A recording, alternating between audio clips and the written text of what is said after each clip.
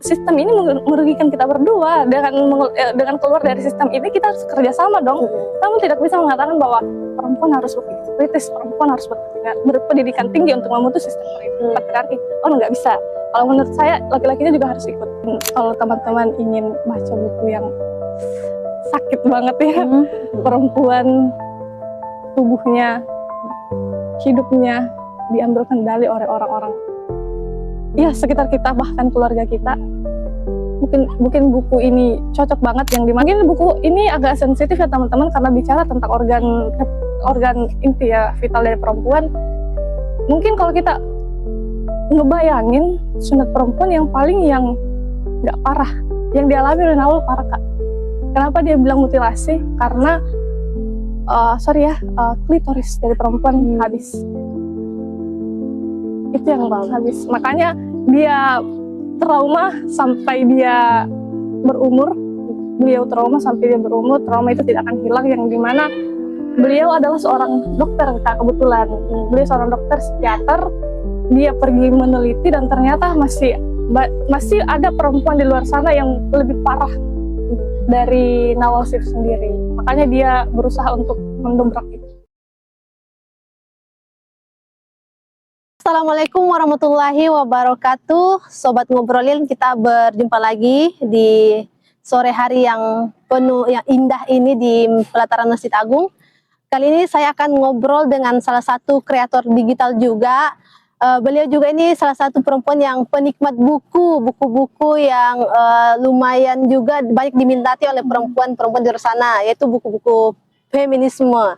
Nah, mungkin kita akan banyak berbagi pengalaman, mulai dari beliau sebagaimana bisa secinta itu dengan buku, kemudian aktif di berbagai komunitas untuk bisa tetap belajar seperti itu. Mungkin saya langsung akan memperkenalkan, di samping kita sudah ada Nurul Andini. Jadi kita selama podcast ini kita akan panggil beliau dengan Andini. Jadi Andini ini salah satu kreator juga di Kota Palopo, aktif berbicara tentang isu-isu perempuanan dan juga motivasi untuk tetap membaca buku. Mungkin saya ingin mendengar lebih langsung lagi kepada Nurul Andini. Aktivitasnya di akhir-akhir ini tuh lebih fokus ke apa? Oke, baik kak. Pertanyaannya, jadi hari-hari ini tuh saya sebenarnya santai aja sih. Cuman sebagai mahasiswa pasca sarjana di UIN Palopo, saya baru semester 2. Semester 2? Iya, saya fokusnya menyusun. Masya Allah. Oh, jadi fokus sekarang menyusun tesis ya? Iya, tesis. Kalau tesisnya sekarang tentang apa itu kita yang dibicarakan? Ya tentang itu juga, tentang perempuan. Lagi-lagi tentang perempuan, karena memang fokus dan minatnya terkait dengan isu-isu perempuanan. Nah, mungkin nanti kita mau lebih penasaran. Sebenarnya kan kalau saya mengikuti, mungkin banyak juga teman-teman yang mengikuti. Beliau ini cukup aktif juga di salah satu komunitas di Kota Palopo. Kalau tidak salah Palopo Mapaca ya. Betul kak. Betul. Saya mau ingin lebih menggali. Kira-kira Nurul ini mulai kecintaan dengan baca buku itu sejak kapan seperti itu? Mungkin bisa diceritakan untuk kita ini seperti itu. Mungkin jawaban saya agak absurd ya kak, karena saya dulu tidak cinta banget sama buku. Saya asing banget sama buku. Saya mulai beli buku itu pas SMP. SMP kelas 1 itu gara-gara drama Korea. Drama Korea karena saya suka drama Korea yang genrenya itu agak penuh teka-teki, yang membuat kita berpikir, selalu bertanya kenapa. Dan untuk mendukung hal itu, saya harus beli buku. Saya tidak ada minat baca buku, saya beli doang. Masih ingat tidak buku apa yang dibaca pada saat itu? Kan nggak kebaca, saya cuma beli karena drama yang aku nonton itu genrenya tentang hukum. Saya cita-cita banget pengen jadi jaksa. Gara-gara drama itu. Gara-gara nonton drama, Beliau ini tercita-cita menjadi jaksa. Yes. Jadi dari tontonan ke minat seperti itu. Itu kalau saat SMP. Pernah buku yang aku beli itu kan mungkin di luar absurd ya, di luar apa, nggak logis. Buku yang aku beli itu, bayangkan kak, buku yang pertama aku beli Kitab Undang-Undang Hukum Pidana. Kitab Undang-Undang Hukum Pidana, anak SMP kelas 1. Belinya kitab undang-undang hukum pidana. Jadi yang ditangkap dari buku itu emang ada atau hanya sekedar lewat tapi minimal menumbuhkan itu? Saya pikir, mau sekali Kak, saya pengen jadi jaksa kayak di drama itu. Saya pola pikirnya dibentuk oleh drama itu, makanya saya tidak tahu belanja online. Saya tidak tahu belanja online, saya tidak punya HP yang layar sentuh pada saat itu, hanya HP biasa. Saya carinya di pasar. Di pasar mana? Di pasar, di Masamba. Saya belinya di Masamba. Buku itu, buku pertama yang saya beli, saya pajang di kamar, saya tidak baca, saya cuma bilang buku ini akan menjadi motivasi saya untuk beli buku lagi. Dan itu tentang hukum pidana. Jadi memang saat ini ketertarikannya lebih ke hukum itu sendiri. Bahkan sampai kuliah pun ambil hukum. Luar biasa sekali ya. Mungkin kalau akhir-akhir ini lebih baca buku apa? Akhir-akhir ini saya aktif baca buku perempuan ya. Itu ditulis oleh penulis Mesir. Mungkin teman-teman tahu, beliau bernama Nawal El Saadawi, judulnya Perempuan dalam Budaya Patriarki. Perempuan dalam Budaya Patriarki. Iya. Saya potong sedikit karena memang ini kayak familiar sekali, mungkin didiskusikan ke apalagi anak-anak yang berbicara tentang literasi terkait dengan feminisme, tentang perempuan. Pasti kata-kata ini sangat sering didengarkan, patriarki. Jadi mungkin Andi ini bisa menyampaikan kira-kira apa sih isi dari buku yang disebutkan tadi?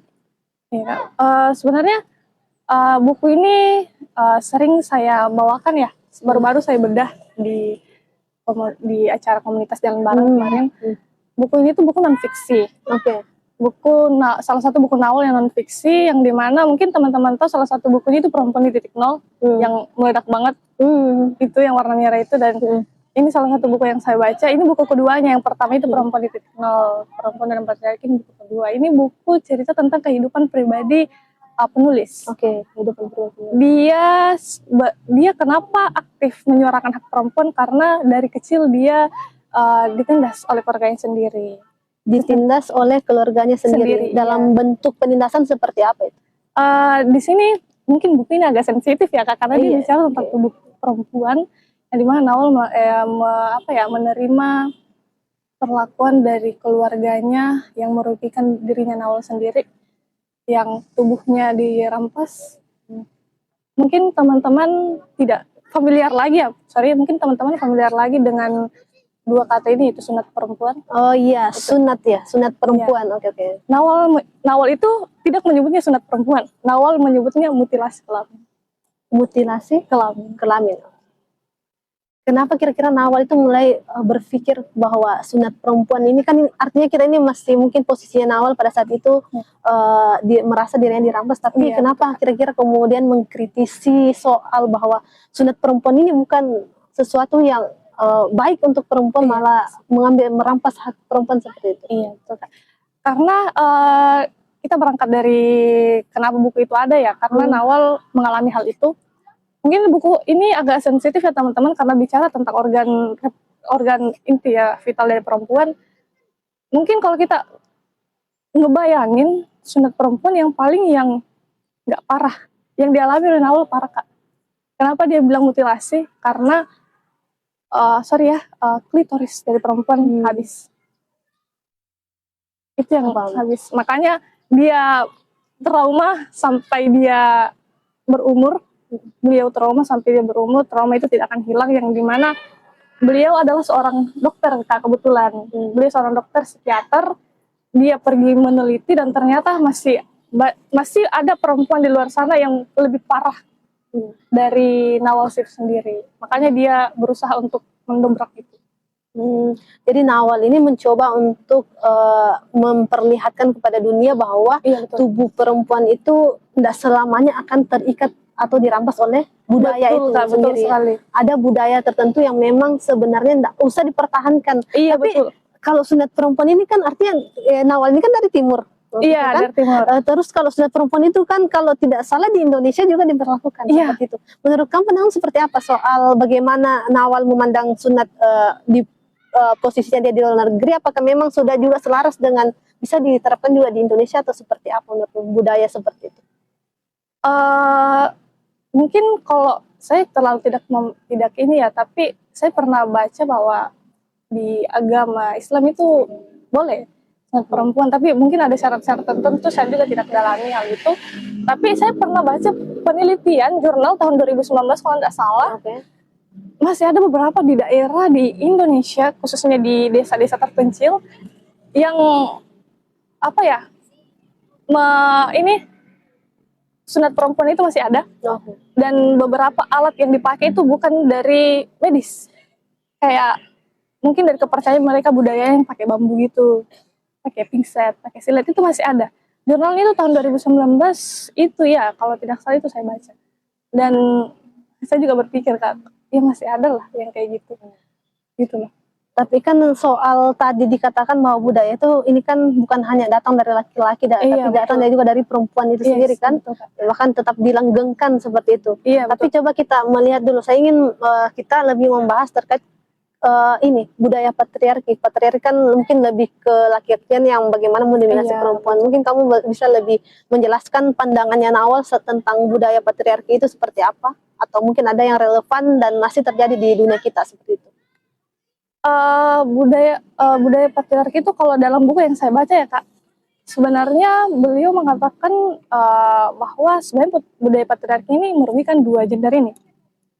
Ia memang tercipta karena sistem yang mendominasi seorang perempuan, tapi secara tidak langsung sebenarnya laki-laki juga terbebani.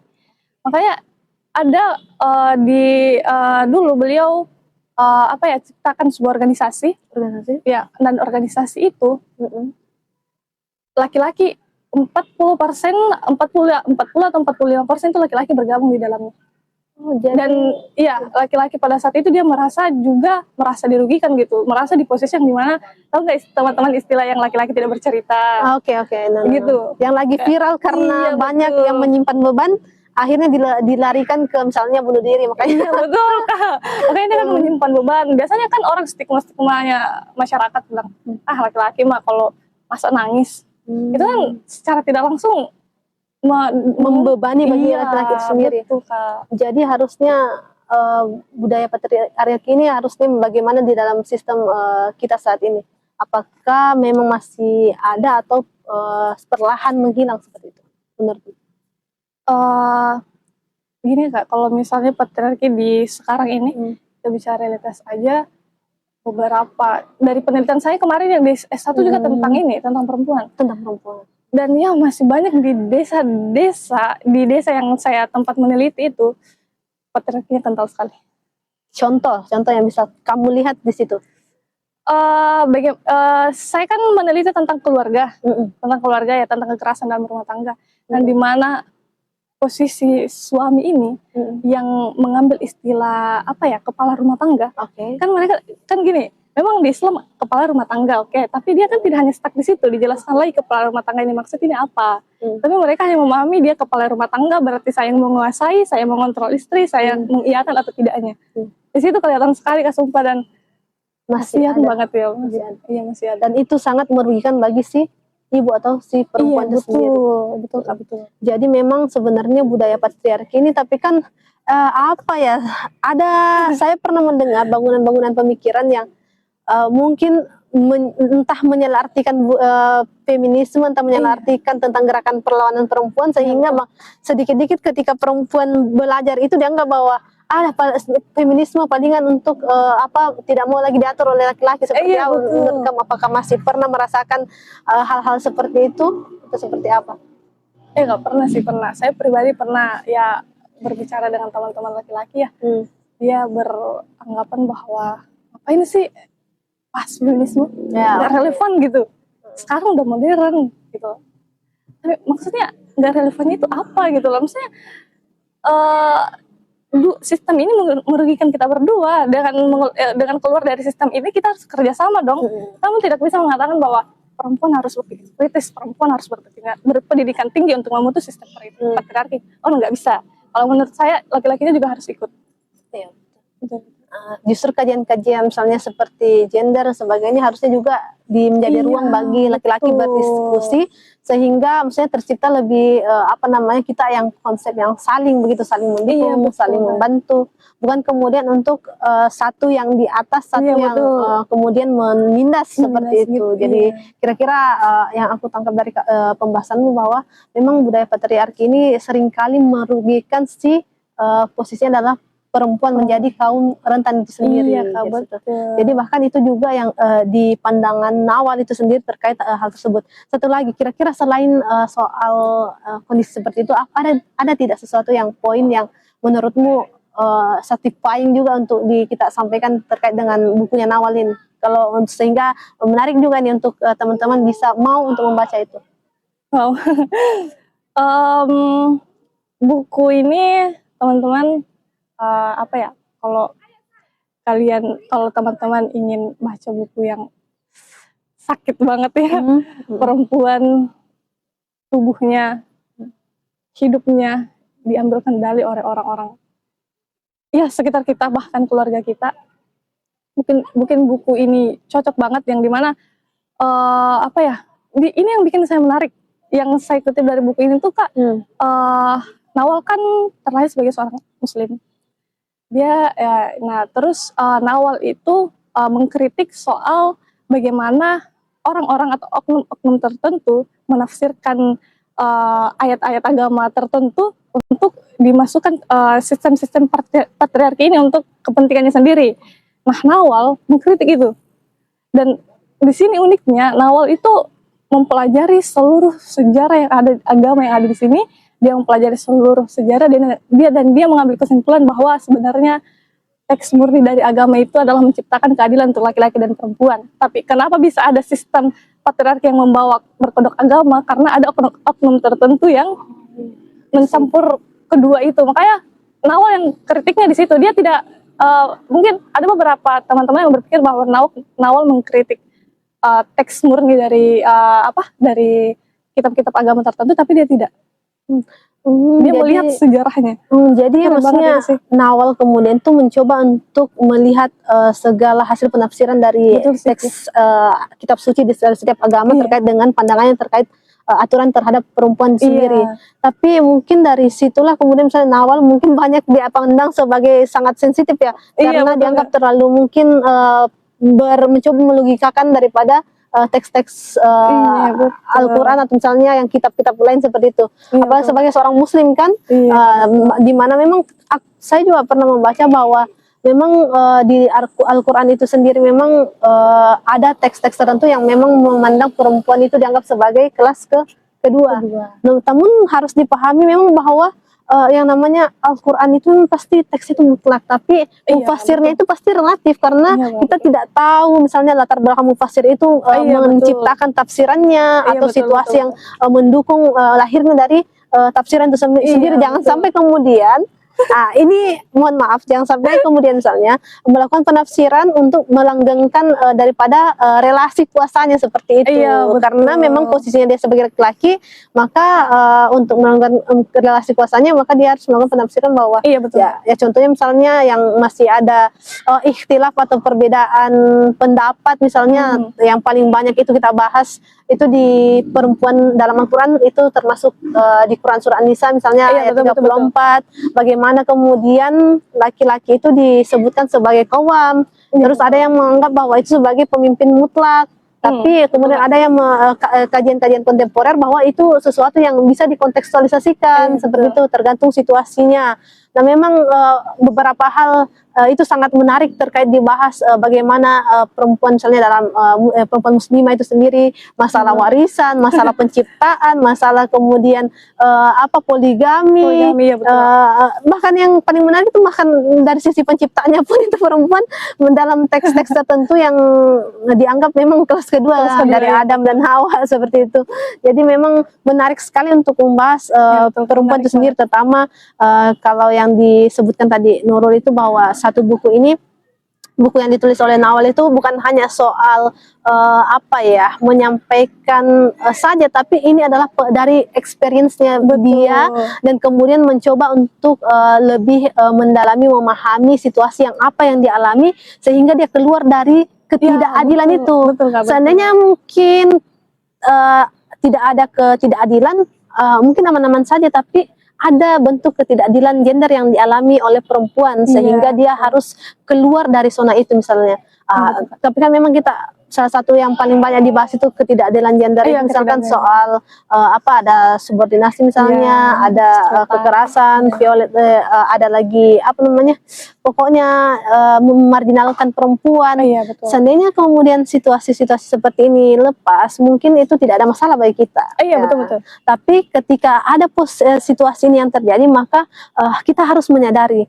Cara untuk menyadarinya adalah kita harus memahami bahwa oh, kita sedang berada di dalam situasi itu, untuk keluar itu. Jadi kita harus mampu melihat situasi yang ada dengan kita membaca misalnya buku-buku terkait dengan perempuan, karena memang apa ya, bukan tentang saya terlalu mengagungkan perempuan, tetapi memang dari sejarah historis itu dari awal perempuan memang sering sekali dirugikan seperti itu. Jadi dengan kesempatan yang ada juga sekarang, mungkin kita lebih banyak lebih sudah mendapatkan akses pendidikan dan sebagainya. Harusnya kita lebih mempertahankan dan lebih memanfaatkanlah ini sehingga kita kedepannya bisa lebih berperan di berbagai sektor itu sendiri. Jadi mungkin saya mau lagi satu hal pertanyaan. Kalau misalnya ini unik sih sebenarnya pertanyaannya. Saya punya catatan. Jadi misalnya satu hal yang kamu lakukan setelah baca buku ini, kira-kira apa yang misalnya mendorong setelah baca buku ini, Bang? Ada pemikiran yang mungkin berubah sehingga kira-kira kamu melakukan apa seperti itu? Usaha yang kamu lakukan. Oh iya betul, Kak. Ini yang uniknya juga ya, Kak. Buku ini tuh buku pertama yang aku review di sosial media. Buku pertama yang aku review di sosial media, yang dimana itu sih apa yang bisa aku ambil dari buku ini, itu aku belajar dari Nawal juga. Nawal tuh menulis apa ya, dia tidak ada teman untuk bercerita. Dia tuh hanya menulis bilang bagaimana saya bisa memperlihatkan ke orang-orang kalau ada loh sistem yang merugikan kita semua. Dia menulis, dan saya berpikir bagaimana saya bisa mengutarakan apa yang saya rasakan terhadap buku ini, bagaimana saya bisa memperlihatkan ke orang-orang bahwa sistem patriarki di kita itu masih kuat sekali. Dan salah satu kenapa saya bikin konten di Instagram itu adalah dari buku ini. Iya, saya ikut itu salah satu kontennya Nurul Andini ini, itu paling banyak berbicara tentang beberapa buku-buku isu perempuan, apalagi mengkaitkan dengan situasi saat ini. Betul. Jadi mungkin karena hal itu kamu lebih aware dengan lingkunganmu begitu. Lebih mencoba untuk apa sih yang sebenarnya terjadi. Misalnya ada sedikit-sedikit viral, terus banyak yang isu-isu yang paling muncul, perselingkuhan misalnya, yang paling banyak dikonsumsi orang-orang itu soal, apalagi isu-isu artis kira-kira. Apalagi misalnya beberapa banyak ya sekali itu yang terjadi di mana posisinya yang harusnya korban itu malah disalahkan. Banyak juga kasus-kasus kekerasan misalnya seksual itu yang berakhir damai dan tidak berdasarkan undang-undang. Jadi harusnya kita, kenapa sih harus baca buku ini, buku-buku seperti itu? Karena untuk melawan ketidakadilan seperti itu.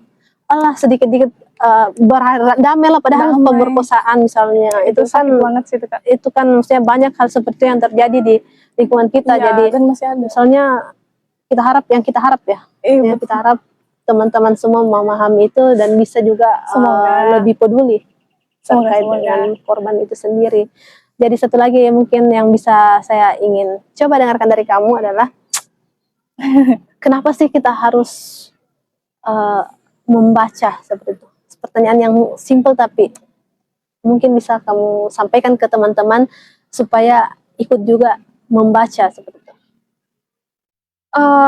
Saya pribadi, sambil dari diri saya pribadi, dari minat saya baca buku ini tumbuh karena kita harus selalu selalu harus bertanya kenapa. Kita tidak boleh menerima sesuatu dengan instan. Walaupun itu dari pakar siapa dan oleh siapa dikeluarkan, dan kita harus selalu bertanya kenapa. Dan semua jawaban kenapa itu terjawab dalam buku. Oke, semua pertanyaan kenapa itu terjawab di dalam buku Nurul Andini, guys. Jadi misalnya kalau teman-teman ingin lebih kenal beliau, mungkin bisa nanti di follow di IG-nya. IG-nya spill dulu. Nama IG aku Andini. Andini aja. YouTube ada? YouTube ada? Oh, YouTube masih belum ada. Mungkin on the way. Jadi kalau teman-teman ingin lebih mengenal beliau dan mungkin tertarik untuk berbagai rekomendasi buku dari beliau, silakan follow saja di IG-nya. Dapat lagi yang mau lebih mendalami tentang isu-isu keperempuanan, bisa follow IG daripada Nurul Andini.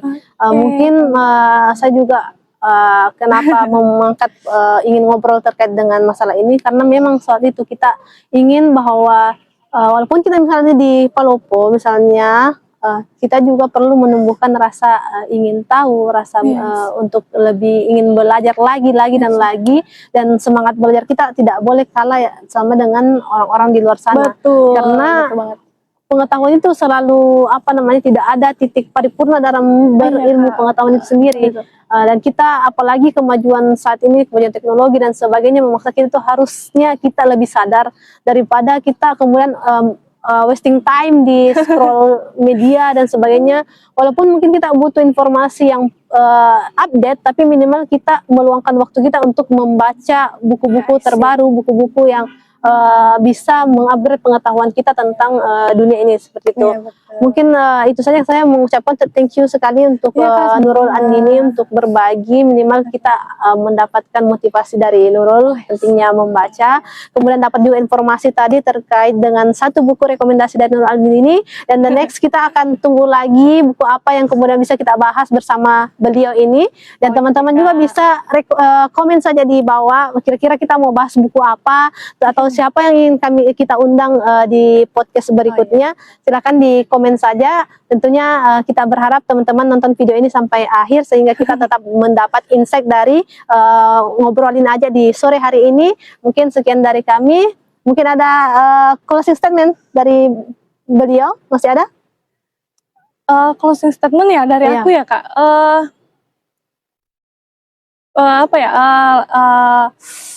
Mengenai ini mungkin kalian harus mengenal buku dari perempuan dan budaya patriarki. Itu best banget sih kata gue. Ini kalau mau lihat nanti biar diedit nanti sama editorku, terserah di mana nanti dia taruh sampul bukunya. Jadi nanti kita akan tampilkan di video ini. Mungkin sekian dari kami. Thank you for watching kita berdua. Semoga obrolan kita lebih memberikan manfaat untuk teman-teman yang ada di luar raya dan di dunia. Oke. Terima kasih. Saya Rafika dan Nurul Andini pamit undur diri. Assalamualaikum warahmatullahi wabarakatuh.